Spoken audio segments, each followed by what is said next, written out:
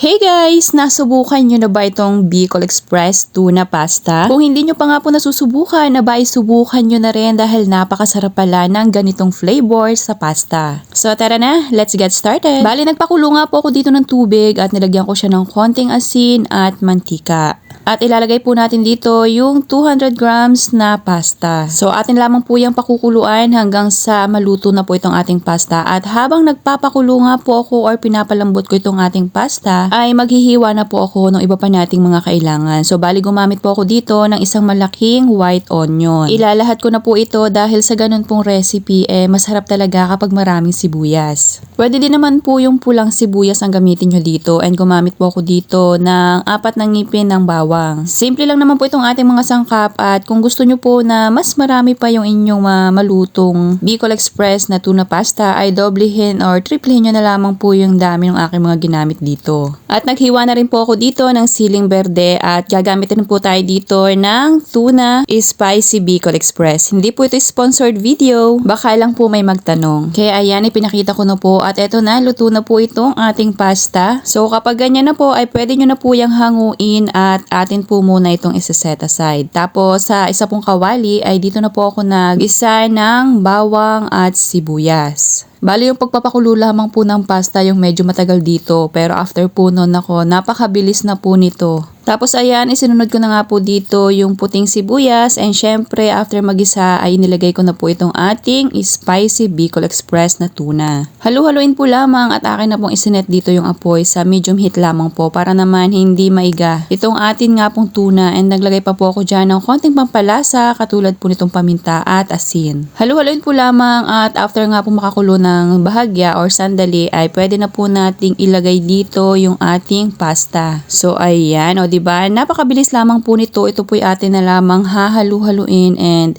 make sure lamang po na malagyan po lahat nitong ating spicy Bicol Express na tuna. Para naman po pantay ang lasa nitong ating Bicol Express pasta. So hinayaan ko na lamang po yan ng mga ilang segundo para lamang po manuot itong ating mga pampalasa dito sa ating pasta. At kung umabot ka nga po hanggang dito sa part ng ating video ay pakipusuan nyo naman po itong ating recipe. And syempre, mag-comment na rin po kayo ng I love Bicol Express tuna pasta. At kung hindi ka pa nga po naka-follow ay paki-like or follow nyo naman po itong ating page para updated po kayo kapag meron po tayong bagong recipe. At eto na nga, hindi na po ako magpapatumpik-tumpik pa. Aba syempre, titikman na natin itong ating Bicol Express na pasta. Nako, hindi ko po akalain na napakasarap nito. Kaya naman, subukan nyo na rin. Dahil talaga naman pong napakasarap ng naging kombinasyon nila.